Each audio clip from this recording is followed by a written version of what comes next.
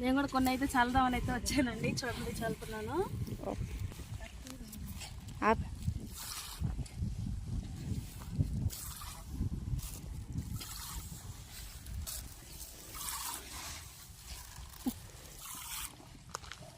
బురదలకైతే దిగలేదండి, పైనుంచి ఏమనుకోకండి. కొన్ని అయితే చల్లదామని అయితే తీసుకొచ్చానండి.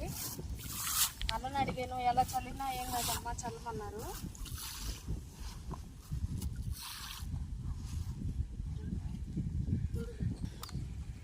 ఓకే ఫ్రెండ్స్, ఇంక నుంచి మా ఊర్లో అందరూ ఇంకా విత్తనాలు చల్లుకుంటూ ఉంటారనమాట. ఇంకా పొలాలు వేసే టైం వచ్చేసింది కదా, మా పొలాన్ని కూడా వేస్తున్నామండి. మేము కూడా నారు పోస్తున్నాము.